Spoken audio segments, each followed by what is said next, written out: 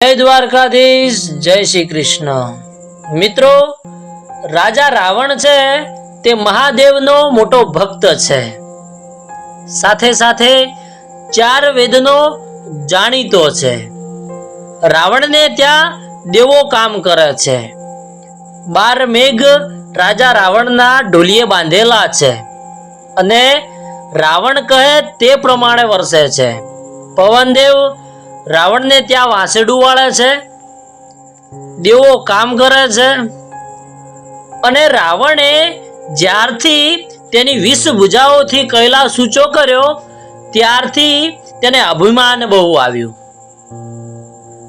रावण बैठो बैठो विचार करे छे के ब्रह्माजी मारा ताबामां, शंकर भगवान मारा ताबामां अने जो विष्णु मारा ताबामां आवी जाए तो समग्र ब्रह्मांड नो मालिक हूँ बनी जाऊं। अने एक वार जो विष्णु मारा ताबामां आवी जाए तो एना हूँ भूका ना काढी नाखूं तो मारू नाम पण राजा रावण नहीं। आवू रावण ने ज्यारथी अभिमान आव्युं त्यारथी ते विष्णुनी शोधमां નીકળી જાય છે અને एवामां कोईके कह्युं के बलि अने विष्णु ने सारा संबंध छे। त्यांथी ते सीधो पाताळ लोकमां पहोंची जाय छे, कारण के बलि ने पाताळ लोकनुं राज्य आपवामां आवेलुं हतुं। राजा रावण छे ते बलिना महलनी आगळ जई अने बूमाबूम करे छे, बलि ओ बलि बहार निकळ। बलि महलनी बहार आवे छे अने जुए छे तो तेनी सामे राजा रावण उभो छे। बलि छे ते राजा रावण ने आवकारो आपे छे, तेनुं स्वागत करे छे। त्यारे राजा रावण कहे छे, मारू स्वागत करवुं नथी, मने फक्त कही दे के विष्णु क्यां छे। 1 वार 2 वार अने 3 वार बलि स्वागत करवा माटे कहे छे अने त्यारे छेल्ली वार राजा रावण कहे छे, बलि तू मने विष्णुनुं ठेकाणुं बतावी दे, तू तेना भूका ना काढी नाखूं तो मारू नाम पण राजा रावण नहीं। त्यारे बलि कहे छे, सावधान महाराज, तमारे जो विष्णु ने मळवुं होय तो आवो अंदर। अने बलि छे ते राजा रावण ने अंदर लई जाए छे अने राजा रावण ने कहे छे, ए रावण, जो सामे पटारा पड्या छे एमांथी एक पटारो खोल। तो राजा रावण छे ते तेना डाबा हाथथी पटारानुं पड़खुं ऊंचुं करी अने अंदर जुए छे तो एक चक्र पड्युं होय छे। रावण कहे छे, बलि अंदर एक चक्र पड्युं छे। तो बलि कहे छे, रावण तेने बहार काढ।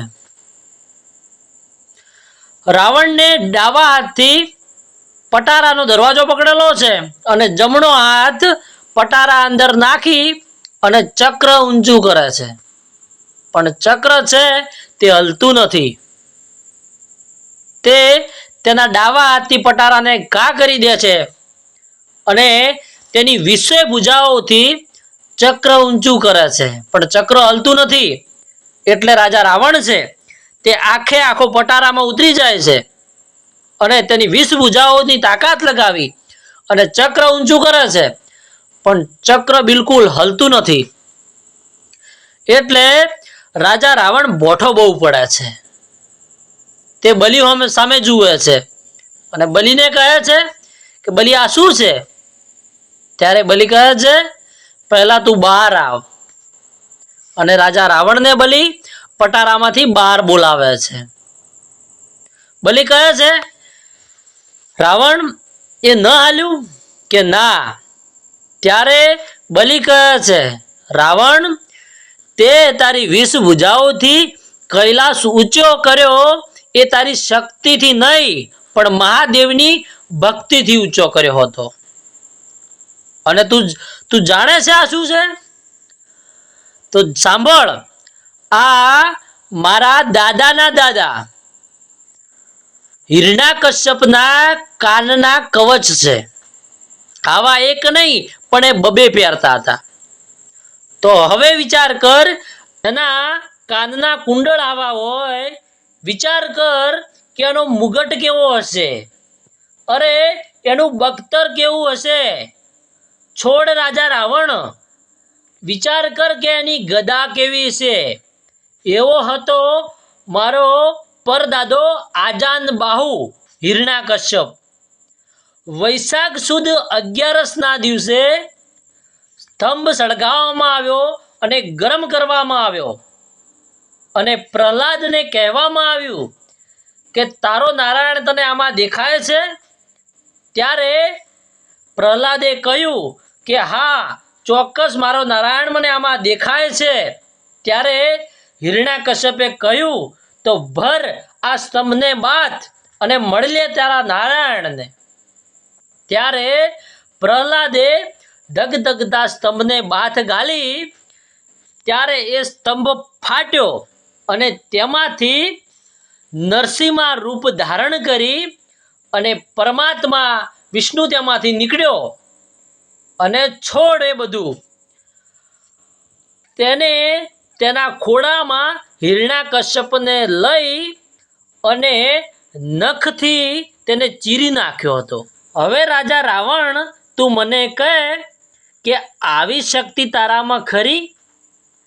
ત્યારે રાજા રાવણ કહે છે, ના બલી, તો શું હાલી નીકળ્યો છે, ઘર ભેગો થાને. ત્યારે રાજા રાવણ નીચું મૂઢું કરી અને લંકા ભેગો થઈ ગયો હતો. એટલે મિત્રો, આપણા જીવનમાં પણ ક્યારે પોતાનું અભિમાન, અહંકાર અને ઈગો હોવું જોઈએ નહીં. જય હિન્દ, જય ભારત, જય દ્વારકાધીશ.